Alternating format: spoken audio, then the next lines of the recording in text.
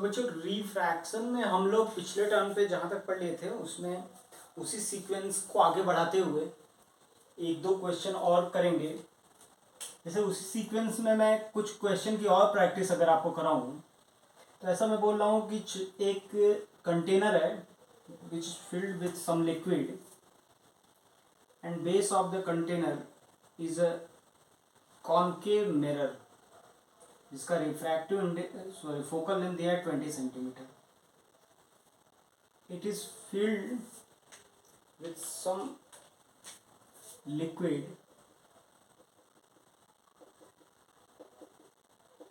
ये किसी लिक्विड से भरा है जिसका हाइट दिया है 50 सेंटीमीटर. यहाँ पे एक पॉइंट ऑब्जेक्ट रखा है इस जगह पे, ये O है और ये O ऑब्जेक्ट का जो सब डिस्टेंस दिया है वो 30 सेंटीमीटर दिया है और आपको पूछ रहा है find position of final image. ये रिफ्रैक्टिव इंडेक्स 4/3 दिया है. ये क्वेश्चन आपको पूछ रहा है find position of final image. अब इस क्वेश्चन को देखो तो सबसे पहले ऑब्जेक्ट रखा है कहाँ पे, पानी के अंदर या लिक्विड के अंदर, और ऑब्जेक्ट ऐसे रेज आएगा तो आप पहले तो इस मिरर के लिए देखो ध्यान से, तो u की वैल्यू दिया है -30, फोकल लेंथ दिया है -20 सेंटीमीटर. तो हम लोग जानते हैं v इक्वल टू UF/U-F. तो u की वैल्यू -30 -20 अपॉन -30 + 20, तो ये माइनस का 60 सेंटीमीटर है. तो -60 सेंटीमीटर बोले तो मिरर के डायरेक्शन में -60 सेंटीमीटर कहाँ बनता है, तो -60 सेंटीमीटर ये बनेगा 60 सेंटीमीटर. तो ईमानदारी से तो यहाँ बनना चाहिए, मतलब ये रेज जो यहाँ से रिफ्लेक्ट होके निकलेंगी, तो ये रेज ईमानदारी से जाना चाहता है पॉइंट ऑफ, आप जानते हो क्या इमेज यहाँ पे बनता, तो ये रिफ्लेक्टेड रेज, जो ये रिफ्लेक्टेड रेज है, ईमानदारी से ये रिफ्लेक्टेड रेज चाहता, अगर ये लिक्विड नहीं होता, सेम मीडियम रहता, तो रिफ्लेक्टेड रेज जो है वो यहाँ पे मिलती. ऐसा क्वेश्चन होता रिफ्लेक्शन प्लेन मिरर का. लेकिन आज की डेट में ये रिफ्लेक्टेड रेज यहाँ नहीं मिल रहा है, और रिफ्लेक्टेड रेज यहाँ नहीं मिल रहा है. आपको समझ में आ ही रहा होगा क्यों नहीं मिलेगा, क्योंकि यहां पे पहुंचने के बाद ये रिफ्रैक्शन स्टार्ट हो जाएगा. रिफ्रैक्शन स्टार्ट होगा तो आपको पता है डेंसर से रेरर में जा रहा है तो नॉर्मल से दूर जाएगा, तो ऐसे रेज निकल जाएगा और ऐसे निकल जाएगा. ईमानदारी से फाइनल इमेज ये बनेगा आई फाइनल. अब ये हमें इसका पोजीशन बताने के लिए H निकालना पड़ेगा. तो अब आप जानते हो, अब आपके लिए एक नया क्वेश्चन बन गया कि ये तो 10 सेंटीमीटर है, देख लो ये 50 है, ये 60, ये 10 सेंटीमीटर है. ईमानदारी से ये इस प्रकार का क्वेश्चन है, याद करो तो आपको शायद बताया भी गया हो, एक प्रैक्टिस कराया गया था. ऐसे रेज अगर आए, ऐसे रेज आए और ये मिल रहा हो रेज यहाँ 10 सेंटीमीटर पे, तो ये वर्चुअल ऑब्जेक्ट काम करेगा. इसके लिए ये इस रिफ्रैक्शन के लिए ये इंसिडेंट रे कहलाएगा, और ये इंसिडेंट रे यहाँ पे कट कर रहा है तो वर्चुअल ऑब्जेक्ट कराएगा. तो इमेज कहाँ बनेगा इसका, तो इमेज ऐसे बनता है रियल, तो H एपरेंट, मतलब ये H निकालना है तो H इक्वल टू होगा 10 डिवाइडेड बाई म्यू उसका होता है जिसमें इंसिडेंट रे होता है. तो इंसिडेंट रे इसमें है, तो ये देखो ऑब्जेक्ट नहीं, इंसिडेंट रे जिसमें होता है, तो 4/3 7.5 आ गया. तो फाइनल आंसर जो हो जाएगा ये 7.5 प्लस का 7.5 ये है, प्लस का 50 ये, यानी फाइनल आंसर हो जाएगा distance of final image from mirror ये हो जाएगा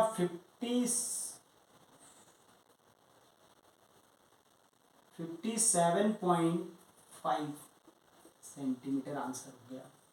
ठीक है बच्चों, ऐसे क्वेश्चन आपको मिलेंगे तो आपको पूरा दिमाग से लगाना पड़ेगा, और हमें लग रहा है ये क्वेश्चन समझ में आ गया होगा आपको।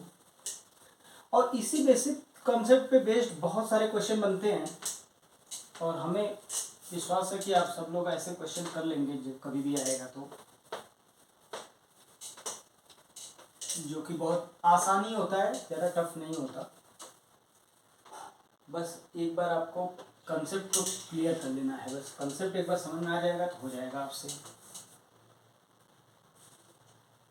अगर मैं इसी सीक्वेंस में एक आध क्वेश्चन को और उठाना चाहूँ आपके लिए कि क्या है क्वेश्चन, तो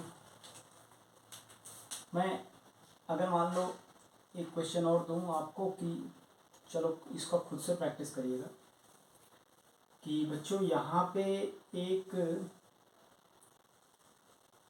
ये मिरर है, ये कौन सा मिरर है, ये 10 सेंटीमीटर, ये कॉन्वेक्स मिरर है, आपको पता ही होगा।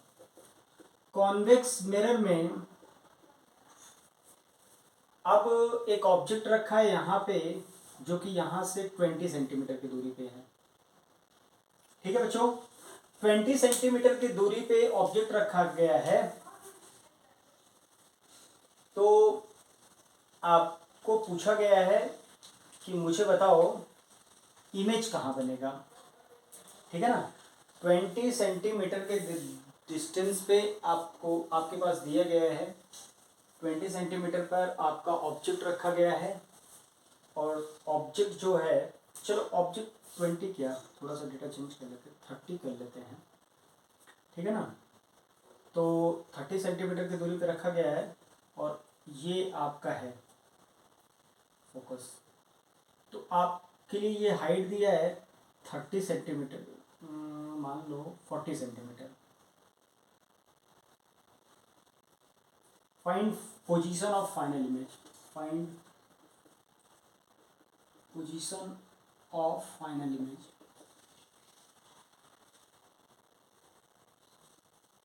फाइनल इमेज कहाँ बनेगा, तो इस क्वेश्चन को भी सबसे पहले तो आप बेसिक तरीके से सॉल्व करोगे ही, तो ईमानदारी से देखोगे तो ऐसे निकलेगा। इमेज यहाँ बनता हुआ प्रतीत होता है, तो कहाँ पे बनेगा बच्चों, तो देखो ये जो बना, तो ये बनता हुआ प्रतीत होता है, तो आपके लिए क्या बन जाएगा, ये फाइनल v पहले निकालो, v equal to u f, u -30, -30 f की वैल्यू 10, -30 प्लस -10 u -f होता है, ये हो जाएगा -300 बटा -40, 30/4 प्लस का 7.5, ये डिस्टेंस हो गया 7.5 सेंटीमीटर। ठीक है ना, दरअसल देखा जाए तो ये वाला जो रे, इंसिडेंट रे इसके लिए कहलाया जा रहा है। ये इंसिडेंट रे कहाँ से आता हुआ प्रतीत हो रहा है, यहाँ इस पॉइंट से आता हुआ प्रतीत हो रहा है। तो टोटल डिस्टेंस ये इंसिडेंट रे कहाँ से आ रहा है, तो टोटल डिस्टेंस ये आ रहा है 40 प्लस 7.5, तो ये 47.5 से आ रहा है। एक तरीके से सोचो तो ये 47 रिफ्रैक्शन होगा ना, रिफ्रैक्शन में दूर निकल जाएगा, ऐसे दूर निकलेगा, तो ये जहां पे भी मिलेगा, ये जो पॉइंट होगा इसे आई फाइनल बोलोगे ना, आई फाइनल। तो पहले तो एच निकाला जाए, तो देखो इसके लिए ये इंसिडेंट रे कहलाएगा, ये इंसिडेंट रे 40 तो ऑलरेडी था, 40 और 7.5 47.5, यानी एच जो हो जाएगा 47.5 अपॉन 4/3, रिफ्रैक्टिव इंडेक्स इसका 4/3 अगर ले लें, ये आंसर आ जाएगा इमेज के लिए। इसको सिंप्लीफाई आप करेंगे खुद ही। तो मुझे उम्मीद है कि ऐसे क्वेश्चन आपके पास आएंगे तो आप लोग करते जाएंगे। ठीक है ना, अब ये क्वेश्चन कर लेने के बाद हम लोग आगे बढ़ते हैं, और आगे बढ़ते हैं अब हम लोग बात करते हैं शिफ्ट की, नॉर्मल शिफ्ट। क्या होता है बच्चों नॉर्मल शिफ्ट, उसको थोड़ा समझ लेते हैं। ये नॉर्मल शिफ्ट, नॉर्मल का मतलब होता है स्लैब के परपेंडिकुलर डायरेक्शन में देखना। नॉर्मल का मतलब observation is along the normal line. जैसे मान लो ये स्लैब है आपके पास, हम लोग बात कर रहे हैं नॉर्मल शिफ्ट। लैटरल शिफ्ट भी होता है ना, इसमें रेज ऐसे आती हैं फिर ऐसे चली जाती हैं, वो तो पढ़ ही लिया है। हम नॉर्मल शिफ्ट की बात कर रहे हैं। तो नॉर्मल शिफ्ट के लिए मान लो ये स्लैब है जिसका थिकनेस t है, रिफ्रैक्टिव इंडेक्स 1 म्यू है, आपका ऑब्जेक्ट यहाँ पे रखा गया है वो, और ये ऑब्जर्वेशन यहाँ से लिया जा रहा है, ये आंखें हैं आपकी, ठीक है ना। तो अब बताइएगा मुझे, पहले तो रेज देखो क्या होगा, पहले रेज यहाँ से निकलेगा तो इस जगह पे पहुंचेगा। जब इस जगह पे पहुंचेगा तो आपको खुद ही पता है कि यहाँ से क्या शुरू होगा, यहाँ से नॉर्मल के पास आएगा रेज। नॉर्मल के पास आएगा तो थोड़ा सा ऐसे निकलेगा, थोड़ा सा ऐसे निकलेगा तो आप पीछे एक्सटेंड करोगे, इसी लाइन पे मिलता हुआ प्रतीत होगा क्या, ये I1 बनेगा। ऐसे रेज जब पहली बार पड़ेगा यहाँ से निकल के स्लैब पे तो थोड़ा सा नॉर्मल के पास आएगा तो ये यहाँ से आता हुआ प्रतीत होगा। मतलब यहाँ से ये दूरी पूरी कितनी होगी, अगर मैं इसको x बोल दूँ, आप बताओ ये दूरी कितनी होगी। तो ऑब्जर्व इसके रेस्पेक्ट में, इसमें देखो रिफ्रैक्टेड रे इसमें है, इंसिडेंट रे इसमें है, तो क्या होता है फॉर्मूला, x अपॉन डिनोमिनेटर में उसका रिफ्रैक्टिव इंडेक्स होता है जिसमें इंसिडेंट रे होता है। इस पर्टिकुलर रिफ्रैक्शन के लिए इंसिडेंट इस मीडियम में है जिसका रिफ्रैक्टिव इंडेक्स 1 है, जिसमें जा रहा है वो न्यूमरेटर में होता है, यानी म्यू एक्स आ जाएगा ये, और दिख भी रहा है ज़्यादा है, ये म्यू एक्स हो जाएगा। आपको पता होना चाहिए ये x1 की वैल्यू मैं बोल दूँ तो x1 इक्वल टू क्या हो जाएगा, x अपॉन 1 इंटू म्यू होगा ना। 1 कहाँ होता है, जिसमें से रे इंसिडेंट रे, इस रिफ्रैक्शन के लिए फर्स्ट रिफ्रैक्शन। सेकेंड रिफ्रैक्शन आपको पता है फिर होगा, फिर सेकेंड रिफ्रैक्शन जब होगा बच्चों तो देखो रेज कुछ फिर से नॉर्मल से थोड़ा सा, नॉर्मल से दूर चला जाएगा, नॉर्मल से दूर चला जाएगा तो इस तरह आंखों पे ये रेज फाइनल पड़ेंगी। इस रिफ्रैक्शन के लिए ये रेज देखो कहाँ से आता है वो प्रतीत हो रहा है। इस पर्टिकुलर रिफ्रैक्शन के लिए, सेकेंड रिफ्रैक्शन के लिए ऑब्जेक्ट कितना है, u की वैल्यू जो h है पूरा यहाँ से यहाँ तक की दूरी, ये u मैं बोलूँ, u की वैल्यू कितना है देखो, तो इस विड्थ को t बोल दो तो t प्लस म्यू एक्स होगा क्या, बिल्कुल सही। तो एपरेंट डेप्थ यहाँ से कितना दूरी पे रियल ऑब्जेक्ट बना, देखो रियल इमेज, फाइनल इमेज, ये फाइनल इमेज है, ये बोला जाएगा फाइनल इमेज, फाइनल इमेज।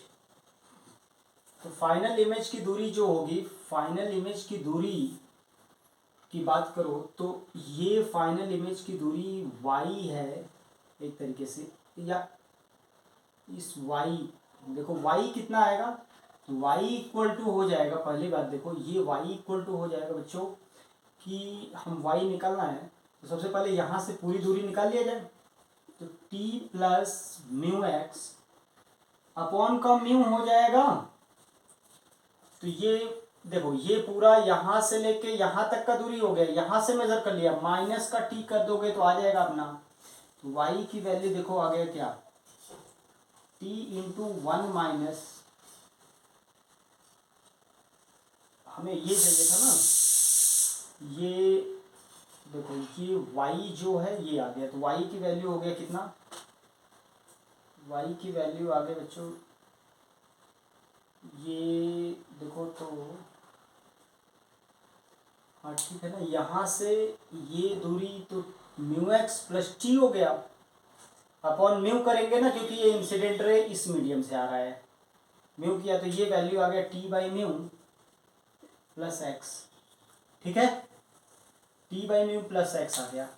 तो T by mu plus x ये यहाँ से दूरी है, माइनस का टी कर दें, माइनस टी कर दिया, ये आंसर हो गया। अब हमें बात करनी है, हम तो कह रहे हैं कि ये देखो दरअसल ओ पॉइंट पे रखा था और फाइनली आई पॉइंट पे पहुंच गया। शिफ्ट कितना आया, शिफ्ट कहां से, from O to I. Shift S की बात करें, एस देखो कितना होगा, ये पूरी distance x minus y, x minus y, x minus y की वैल्यू बताओ कितना होगा, एक्स माइनस कर दो वाई तो t minus t by mu. तो शिफ्ट का फॉर्मूला बन गया t one minus one by mu. इस फॉर्मूले को याद भी रखना है। और एक महत्वपूर्ण पॉइंट कि शिफ्ट किस डायरेक्शन में हुआ है, in the direction of incident ray. Direction of shift, direction of shift is along incident रे। इंसिडेंट रे के डायरेक्शन में शिफ्ट हुआ तो शिफ्ट का मतलब क्या है कि अपनी पोजीशन से कितना आगे चला गया। ये जो दूरी s है, ये मैं बोल रहा हूँ s ये है इनिशियल से फाइनल पोजीशन, ठीक है ना। शिफ्ट ये होता है, इसको हम लोग याद भी रखेंगे बच्चों। शिफ्ट का मतलब, तो शिफ्ट का बेसिक मतलब समझ में आ गया अपने को कि अपनी पोजीशन से कितना आगे बढ़ गया। किधर आगे बढ़ेगा, जिस डायरेक्शन में क्या रखा है, इंसिडेंट रे। ये याद भी रखना है अपने को फॉर्मूला। कभी भी आपके सामने शिफ्ट के क्वेश्चन आएंगे तो आपको शिफ्ट के क्वेश्चन को इसी तरह करना है। शिफ्ट वाले क्वेश्चन में आपको सोच के चलना है कि किस डायरेक्शन में शिफ्ट होना है। तो डायरेक्शन जो शिफ्ट का होगा याद रखिएगा कि कभी अगर ये स्लैब है जिसका विड्थ टी दिया है, ये ऑब्जेक्ट है तो ये म्यू है, तो शिफ्ट जो होगा, shift S equal to t into one minus one by mu होगा। जब सराउंडिंग क्या है, एयर, और शिफ्ट होने की वजह से इधर डायरेक्शन में शिफ्ट हो जाएगा क्योंकि इंसिडेंट रे ये है एस, तो ये शिफ्ट होके फाइनल आई यहाँ बन जाएगा, याद रखिएगा। और अगर एयर ना हो सराउंडिंग मीडियम में, मान लो रिफ्रैक्टिव इंडेक्स म्यू सराउंडिंग है, म्यू सराउंडिंग, तब शिफ्ट का फॉर्मूला होता है बस वही जहाँ वन किया था वहाँ की एयर की जगह वन है तो यहाँ पे शिफ्ट हो जाएगा आपका S equal to t one minus one mu S by mu. Direction shift किधर होता है, ये ऑब्जेक्ट रखोगे तो एस दूरी पे आगे निकल जाएगा, ठीक है ना, क्योंकि इंसिडेंट रे ये है। ये शिफ्ट का फॉर्मूला अपने को याद रखना है। इन द डायरेक्शन, शिफ्ट का फॉर्मूला ये होता है, और शिफ्ट मतलब अपनी जगह से कितना आगे बढ़ गया, इसका प्रूफ भी हो गया। और ये किधर होगा, ये direction of incident ray, incident ray का जो डायरेक्शन है उसी डायरेक्शन में शिफ्ट होगा हमेशा, ठीक है ना। ये शिफ्ट की बात हो गई। अब शिफ्ट पे बेस्ड बच्चों कुछ क्वेश्चन हम लोग कर लिया जाए, आसान आसान क्वेश्चन किए जाए वो।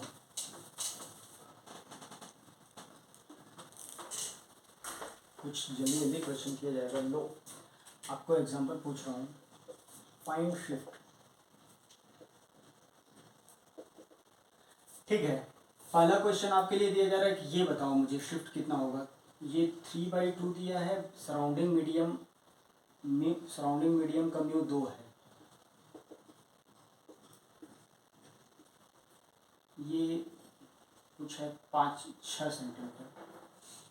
तो शिफ्ट का फॉर्मूला क्या होता है, shift equal to 6 1 minus mu surrounding 2 divided by 3/2, 6 1 minus 4/3, minus का 2 सेंटीमीटर आ रहा है। माइनस का इंटरप्रिटेशन क्या है, माइनस क्या बताता है, माइनस यह बताता है कि दरअसल आपका जो शिफ्ट आएगा, शिफ्ट नेगेटिव साइन क्या बताएगा कि फाइनल इमेज यहाँ बन रहा है, शिफ्ट का डायरेक्शन अपोजिट होगा, ठीक है ना। ये माइनस साइन क्या बताता है, नेगेटिव साइन क्या बताता है, क्या बताता है, direction of shift is opposite to incident ray. कभी भी नेगेटिव आ जाए तो नेगेटिव का मतलब होता है शिफ्ट का डायरेक्शन इंसिडेंट रे जिधर से निकल रहा है उसके अपोजिट है। ये क्वेश्चन एक एलिमेंट्री क्वेश्चन आपके लिए दिया था प्रैक्टिस के लिए। अब ये बात अगले क्वेश्चन को अगर हम उठाएं इसी सीक्वेंस में कि आपको ये दे दिया जाए कि चलो मुझे बताओ कई स्लैब हो सकते हैं, जैसे मान लो ये 4 सेंटीमीटर, ये 10 सेंटीमीटर, ये 6 सेंटीमीटर, ये 3 सेंटीमीटर, ये 20 सेंटीमीटर, ये ऑब्जर्वर है, ये ऑब्जेक्ट है 3/2, ये कुछ 4 सेंटीमीटर लो, 4/3 है। ठीक है, नहीं दिया रहता तो सराउंड ये सब एयर मान के चलते हैं। फाइंड डिस्टेंस शिफ्ट बताना है। चलो शिफ्ट का मतलब क्या है कि बेसिकली शिफ्ट यहाँ पे तो होगा नहीं, यहाँ पे तो होगा नहीं, यहाँ पे तो होगा नहीं, पूरी तरह से शिफ्ट इसमें होगा, एक तो S1 और एक इसमें होगा S2। S1 की वजह से शिफ्ट इसी डायरेक्शन में होगा, S1 शिफ्ट कितना होगा, नेगेटिव आएगा तब पलट लेंगे। S1 हो जाएगा 6 × 1 - 1/3/2 यानी 2/3 यानी 2 सेंटीमीटर। S2 हो जाएगा 4 × 1 - 3/4 1 सेंटीमीटर। टोटल शिफ्ट कितना होगा, टोटल शिफ्ट हो जाएगा 3 सेंटीमीटर। किस डायरेक्शन में होगा, पॉजिटिव आ रहा है ना, तो पॉजिटिव होगा तो इंसिडेंट रे के डायरेक्शन में 3 सेंटीमीटर का शिफ्ट आएगा। ये फाइनल पोजीशन, मतलब फाइनली यहाँ से रेज ऐसे निकलती हुई प्रतीत होगी, मतलब फाइनल रेज जो निकलेगा इसका मतलब यह होता है कि ये जो दोनों रिफ्रैक्शन के बाद जो रेज निकलेंगी तो फाइनल रेज कहाँ से निकलती हुई प्रतीत होंगी, तो फाइनल रेज आपको निकलती हुई प्रतीत होंगी यहाँ से। देखो ऐसे ये जो रेज निकलेगा वो यहाँ से आता हुआ प्रतीत होगा 3 सेंटीमीटर आगे, ठीक है ना। और अगर आपको पूछा जाए कि ऑब्जर्वर का डिस्टेंस मतलब ऑब्जर्वर कितना दूर पे देखेगा ऑब्जेक्ट को, तो ऑब्जेक्ट को दरअसल नहीं देख पाएगा, वो तो ये दिखेगा ना, ये रेज इसकी आंखों पे पड़ेगा ना, और वो यहाँ से आता हुआ प्रतीत हो रहा है। तो टोटल डिस्टेंस 20 4 24 4 28 6 34 10 44 44 तो होता तब जब ये नहीं होता।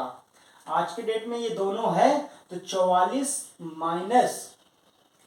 3 आंसर हो जाएगा 41। यहाँ तक ये दूरी 41 होगा, ठीक है ना।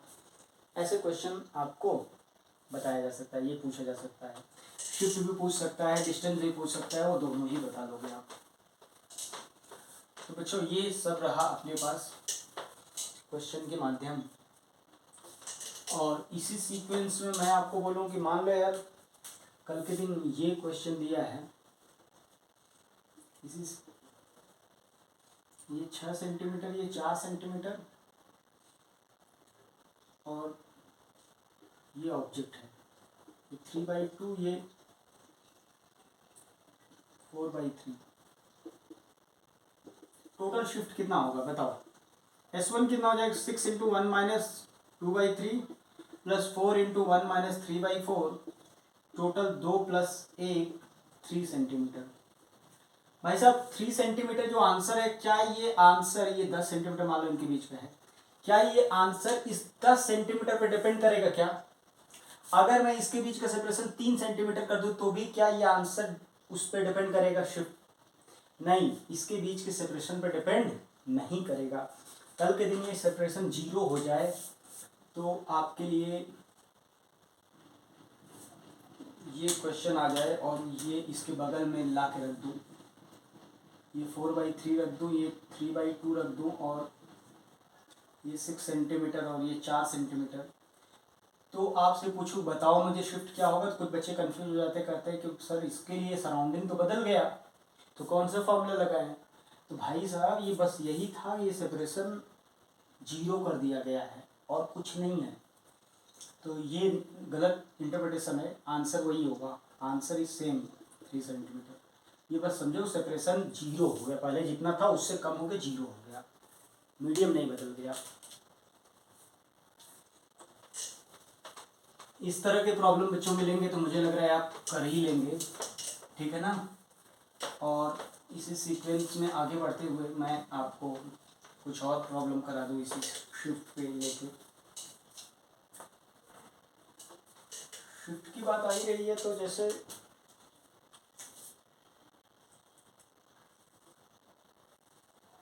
ये लिक्विड है, मान लो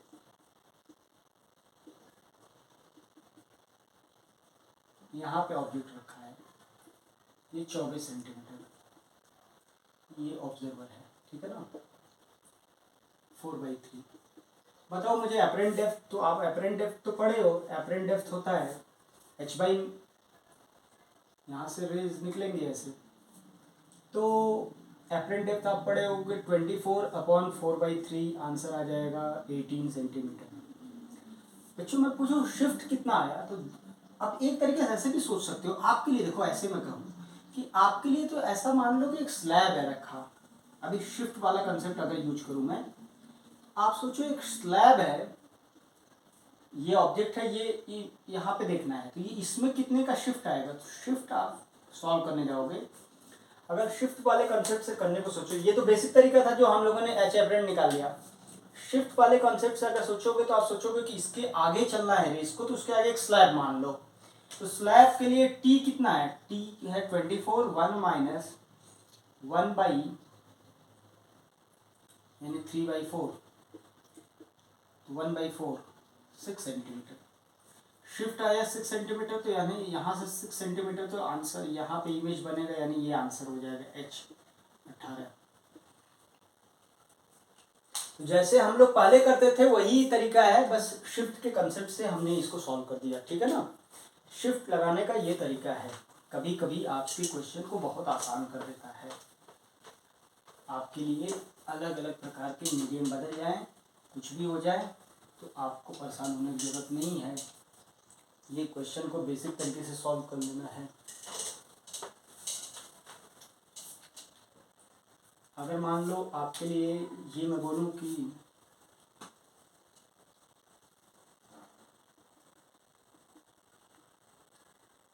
ये एक मीडियम है, ये एक मीडियम है और ये एक मीडियम है, refractive index 3/2, refractive index 2, refractive index 4/3, ये सेपरेशन कुछ 12 सेंटीमीटर, ये सेपरेशन कुछ 24 सेंटीमीटर, ये सेपरेशन 36 सेंटीमीटर। आप बताओ शिफ्ट कितने का होगा, ये ऑब्जर्वर है।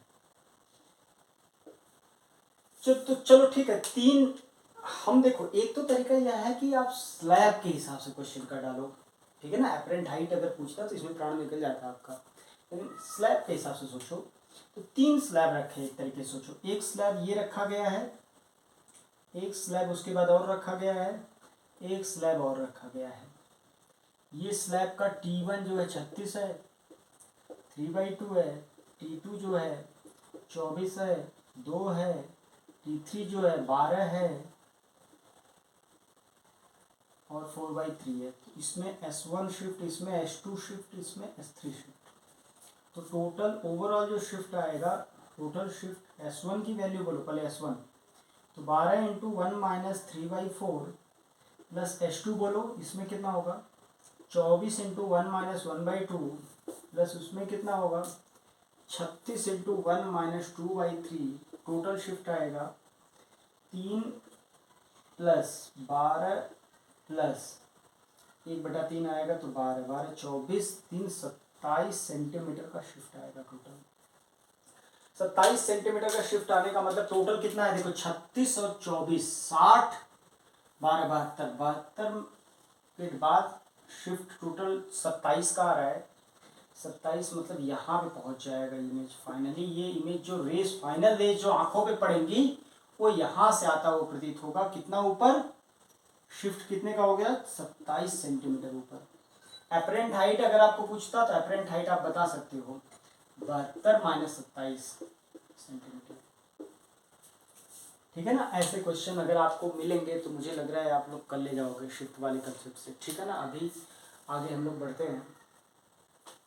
ये शिफ्ट की प्रॉब्लम आपके लिए रहे। अब शिफ्ट से रिलेटेड थोड़ा मिरर वगैरह का एप्लीकेशन भी आता है कभी कभी। इसका एप्लीकेशन देखो शिफ्ट के कैसे बनते हैं। एक दो क्वेश्चन कभी कभी मिरर लगा के आपके लिए क्वेश्चन आ जाता है। तो बच्चों जैसे मान लो आपको पूछ रहा है कि ये स्लैब है 3 सेंटीमीटर, न्यू 3/2 दिया है, ये प्लेन मिरर है।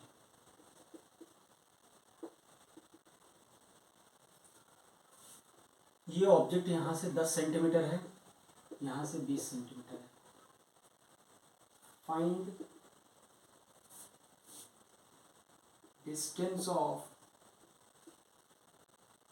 Image from object. ऑब्जेक्ट से इमेज की दूरी बताओ कितना होगा। तो ठीक है, आपको पहले सबसे पहला काम शिफ्ट निकाल लेना चाहिए कि देखो देखो ये रेज जो पड़ेंगे दरअसल ये रिफ्लेक्ट होने के बाद फाइनल रेज जो इस पे जाएंगी, ऐसे पढ़ने के बाद ऐसे जाएगा, तो फाइनल रेज जो जाएगा वो रेज तो कुछ ऐसा पड़ेगा। ये रेज जो इस पे मिरर पे पड़ने वाला है वो कहाँ से आएगा, वो तो इधर से आता है, वो प्रतीत होता है ना। तो ये शिफ्ट पहले निकालना पड़ेगा जो रेज पड़ेगी। तो शिफ्ट देखो कितना हुआ, तो शिफ्ट आप निकाल लो पहले। 1 सेंटीमीटर आ रहा है, तो ऑब्जेक्ट की दूरी टोटल 10 20 10 30 3 35, यानी distance of object from mirror कितना होगा, 32 होगा। क्यों? क्योंकि दरअसल ये रेज जो पड़ने वाली है वो यहां से नहीं आएगा, यहां से आता हुआ प्रतीत हो रहा है। तो ध्यान समझिएगा, distance of object from mirror मतलब न्यू ऑब्जेक्ट हम बोल सकते हैं, जो नया ऑब्जेक्ट ये बना ना ओ डैश, वो 32 सेंटीमीटर। तो इमेज भी आपको पता है ऐसे रिफ्रैक्शन के बाद जब ये निकलेगा ऐसे, तो ये भी 32 सेंटीमीटर दूरी पे बनेगा। लेकिन आपको मैं बताऊं, जब ये रेज रिफ्लेक्ट होगा तो दोबारा इस स्लैब से पास होगा। दरअसल ये बहुत छोटा होता है स्लैब, आप समझ के चलिएगा कि ऊपर तक काफी है, ठीक है ना, आपको ये चिंता करने की जरूरत नहीं है। ये दोबारा इससे पास होगा, तो दोबारा पास होगा, एक बार और शिफ्ट होगा, तो ये दरअसल और आगे आ जाएगा। एक शिफ्ट और करेगा तो 1 सेंटीमीटर और आगे आ जाएगा। तो इमेज, फाइनल इमेज ये बनेगा, फाइनल इमेज। तो आंसर देखो कितना होगा फाइनल इमेज का ऑब्जेक्ट से दूरी। तो ऑब्जेक्ट ये था, ऑब्जेक्ट से यहां तक 33 प्लस 32 नहीं 31, क्योंकि देखो 1 सेंटीमीटर और आगे आ गया। और किधर, क्यों इधर आया आप, तो क्योंकि इस वाले रे की वजह से शिफ्ट अब देख रहा हूं ना, तो इसके लिए इंसिडेंट रे का डायरेक्शन ये है, तो शिफ्ट 1 सेंटीमीटर और आगे आया, ठीक है ना। तो ये क्वेश्चन जैसे हो गया, हमें नहीं लग रहा है इसमें कोई डाउट होना चाहिए आपके लिए।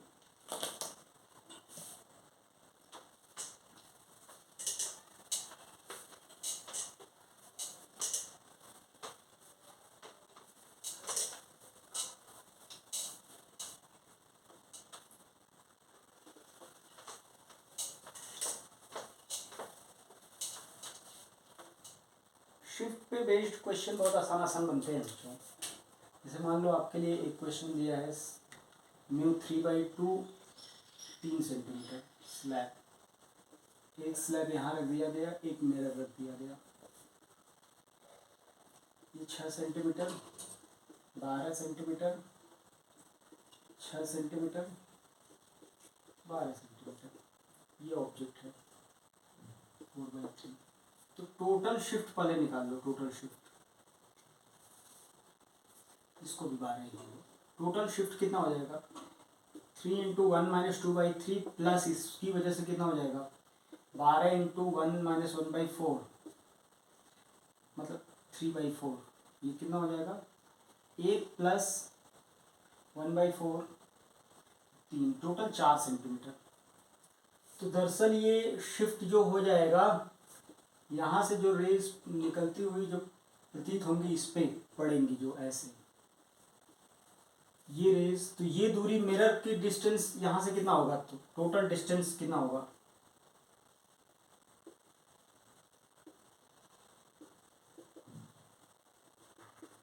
तो टोटल 12 12 24 36 और 9 45 45 माइनस शिफ्ट कितना 4 41 centimetre.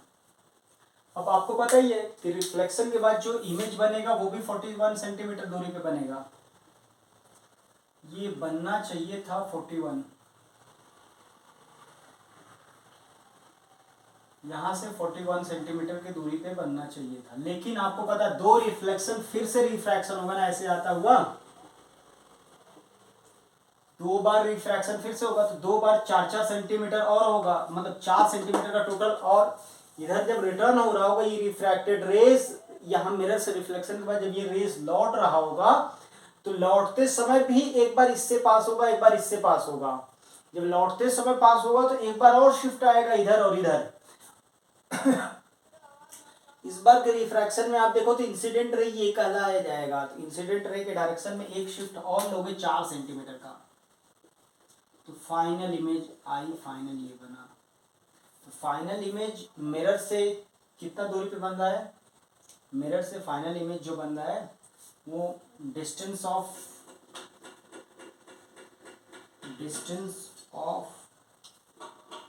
Final image from mirror, ये हो जाएगा आपका 37 सेंटीमीटर। ठीक है ना बच्चों, ऐसे क्वेश्चन आपको मिलेंगे तो मुझे लग रहा है कि आप पक्के तौर पे कर ले जाओगे प्लेन मिरर से। अब कभी कभी इसी में यूज कर लेता है स्फेरिकल मिरर, तो आपको बस इतना समझ लेना है कि स्फेरिकल मिरर का क्वेश्चन है तो आप बड़े आराम से कर लोगे। स्फेरिकल मिरर का भी है तो जैसे अभी कर रहे हो वैसे तब भी कर लेना। तो स्फेरिकल मिरर में कुछ ज़्यादा अंतर नहीं आने वाला है।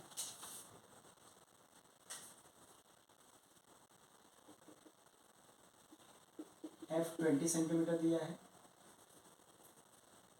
ये स्लैब है 3 सेंटीमीटर, और ये दिया है 3/2, ये है कुछ आपका मान लो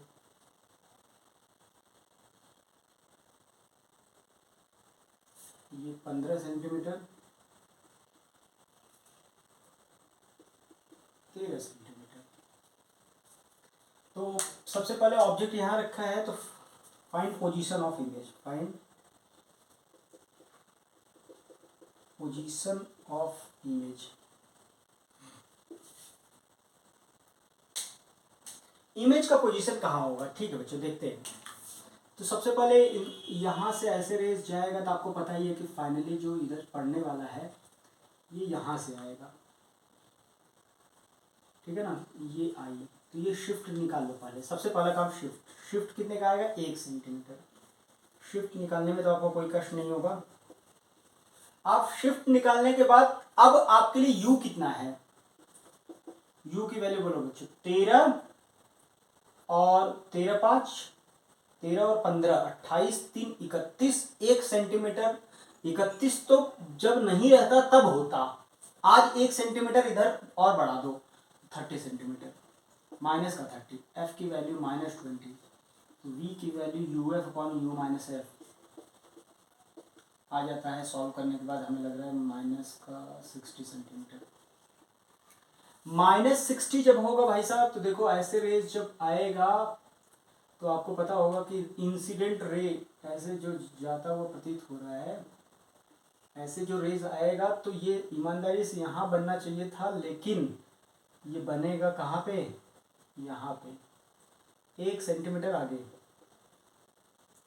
क्योंकि इधर जाएगा जब रेज, जब ये, अब देखो रिटर्न रे जो रिफ्लेक्टेड रे है वो दोबारा एक बार फिर से शिफ्ट देगा ना अपने इंसिडेंट रे के डायरेक्शन में, तो रिफ्लेक्टेड रे का फाइनल पोजीशन जो हो जाएगा, फाइनल पोजीशन मिरर से, देखो इस बात को फिर से समझ लो एक बार, ईमानदारी से ये रेज आया, अब ये एक बार ये अगर नहीं रहता तो ये मान लो यहां कहीं बनता, यहां कहीं मिलता, मान लो ऐसे कहीं मिलता, ठीक है ना। लेकिन आज की डेट में आपको पता है कि ये अब इस रिफ्रैक्शन के लिए ये वाला इंसिडेंट रे कहलाएगा, और जो कि आपको पता है जो कि 1 सेंटीमीटर का शिफ्ट दे देगा, 1 सेंटीमीटर का शिफ्ट देने की वजह से ये यहां भी बन जाएगा, इससे 1 सेंटीमीटर आगे इंसिडेंट रे के डायरेक्शन में शिफ्ट होता है। 1 सेंटीमीटर और बढ़ा दोगे तो ये आंसर हो कितना हो जाएगा, आंसर हो जाएगा अपना 61 सेंटीमीटर, ये दूरी हो जाएगा 61 सेंटीमीटर, ठीक है ना। ये अपना फाइनल आंसर हो गया। ऐसे क्वेश्चन अगर आपके सामने आएंगे तो आप कर लेंगे, हमें लग रहा है।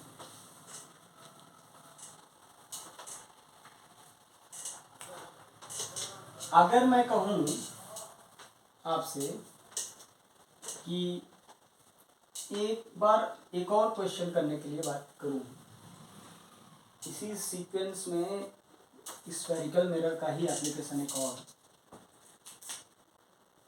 एक पॉपुलर क्वेश्चन है ये बहुत, कहा जाता है कि एक स्लैब है 3/2 म्यू की वैल्यू ये 3 सेंटीमीटर ले लिया, यहाँ से कुछ 6 सेंटीमीटर, 12 सेंटीमीटर और 26 सेंटीमीटर, एफ की वैल्यू 20 सेंटीमीटर, यहाँ पे ऑब्जेक्ट रखा है। डिस्टेंस ऑफ, मैं पूछूं distance of object from mirror without slab, ये तो 41 सेंटीमीटर दिख रहा है सबको, लेकिन मैं पूछूं distance of object from mirror with slab, तो आपको समझ में आ रहा होगा 1 सेंटीमीटर आगे बढ़ जाएगा, यहां बन जाएगा ओ डैश, 1 सेंटीमीटर आगे बढ़ा दो, यहां से स्लैब का शिफ्ट देखो 1 सेंटीमीटर आ रहा है ना, 40 सेंटीमीटर।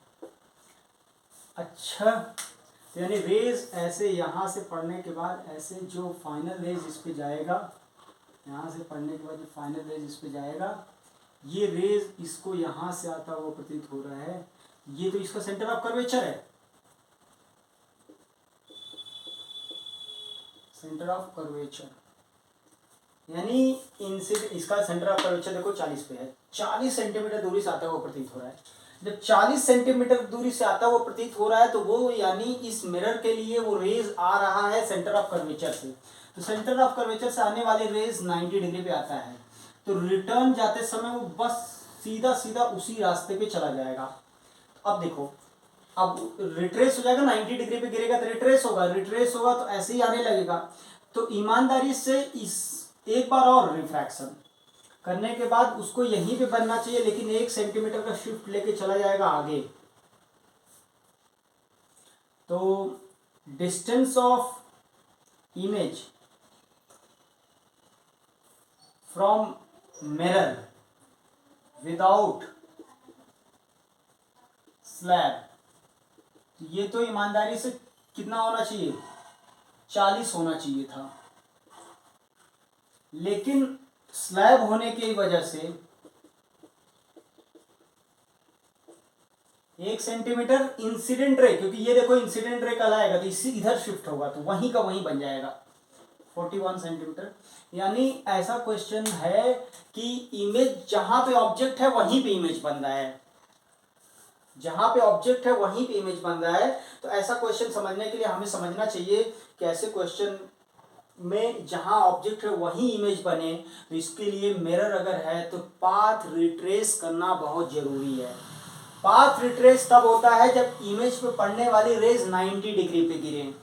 90 डिग्री पे रेज तब गिरता है जब आने वाला रेज उसके सेंटर ऑफ कर्वेचर से आता हुआ प्रतीत होता है, ठीक है ना।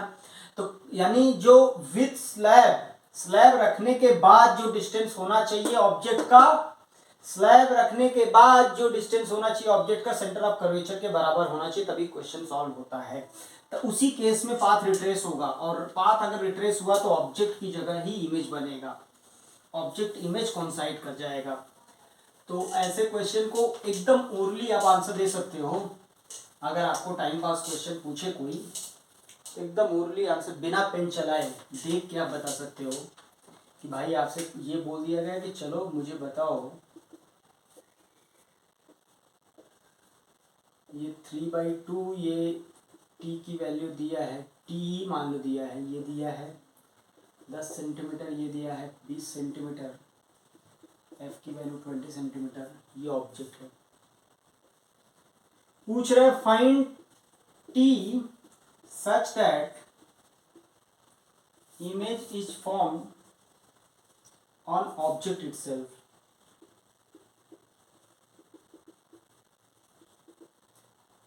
ऑब्जेक्ट पे ही इमेज बने, तो ऑब्जेक्ट पे इमेज बनने का मतलब ये रेज यहां से गया, ऐसे गया, रिफ्रैक्शन के बाद ऐसे पड़ा, ये गया, रिफ्रैक्शन के बाद ऐसे पड़ा और दोबारा ऐसे रिटर्न आ जाए, तभी तो होगा ऐसा बात।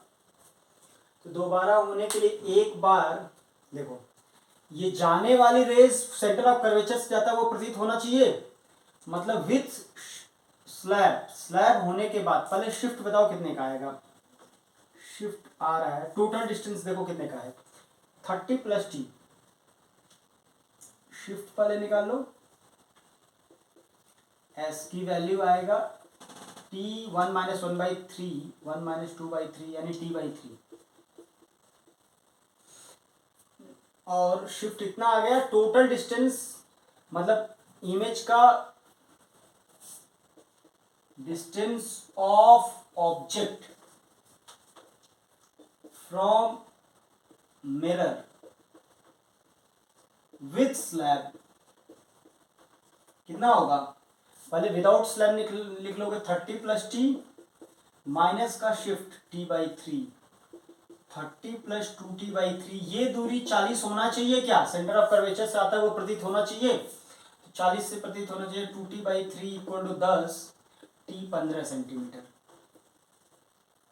देखो क्वेश्चन सॉल्व हो गया, 15 और 20 45 और 10 55 और 15 है तो 15 है, और अगर 15 सेंटीमीटर टी है तो शिफ्ट आएगा कितने का, 15 और 45 हुआ, 15 और 20 25 और 10 45 और 5 सेंटीमीटर का शिफ्ट रहेगा तो 40 से आता हुआ प्रतीत होगा। ठीक है ना, ऐसे क्वेश्चन बेटा मिलेगा तो आप कर लीजिएगा, ठीक है ना, इस टाइप के आसान क्वेश्चन होता है। अगले टर्न पे हम लोग टोटल इंटरनल रिफ्लेक्शन स्टार्ट करेंगे।